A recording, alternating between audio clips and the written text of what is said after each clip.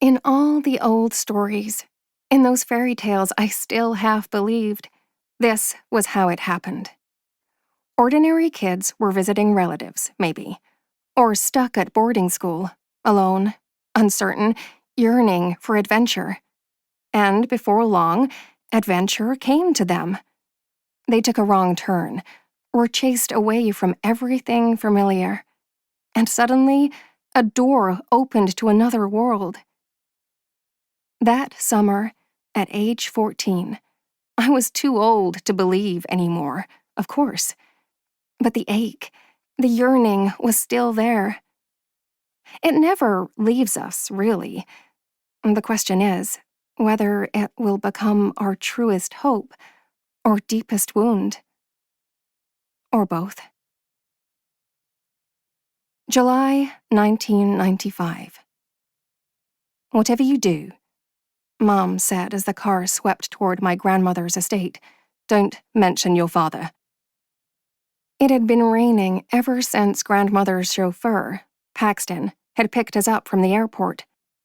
Gray suburbs had eventually given way to crooked villages, then to muddy farms and pasture lands bordered by dripping hedgerows. Ahead loomed a range of mist-bound hills, moody and mysterious. Like we'd fallen into a fairy tale. Grim, but thoroughly enchanting. I tore my gaze from the window. Don't mention Dad? I repeated. Why not? Mom sat rigidly in the back seat next to me, fiddling with the clasp of her handbag. After our long flight, her librarian tweeds were crumpled, her chin-length brown hair disheveled, her small, fine-boned face pale and tense. Just don't, she said. Actually, pause, in general, before you speak.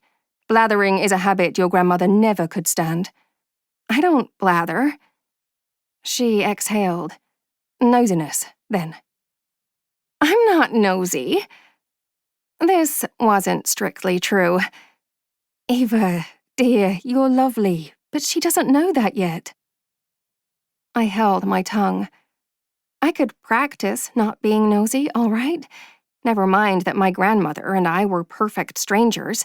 Never mind that until now, there'd been no transatlantic trips between England and Connecticut in all my 14 years. No phone calls, no birthday cards, and no explanations, despite my many questions. Mom appraised my ginger blonde curls with another sigh. It will have to do, she murmured to herself. If only we could find your comb somewhere. Paxton's glance in the rearview mirror met mine for a second. Silent and morose, like a heron. The old chauffeur hadn't said more than 5 sentences since we'd left the airport. Those eyes held secrets, I thought. He knew something. Most visitors bound for the Wolvern Hills would have taken a train, which normally was all my parents could afford. But, I was told, we don't ride trains to meet my grandmother. No explanation for that either. We just don't. Instead, Paxton had met us at Heathrow and loaded our luggage into the Bentley, as Mom called it. Now, for the past few hours, we'd been winding our way toward my grandmother's estate of Carrick Hall. I tried to act as though all this was perfectly ordinary, riding in an actual luxury car, driven by an actual chauffeur to an actual English manor house owned by my actual grandmother, as one does.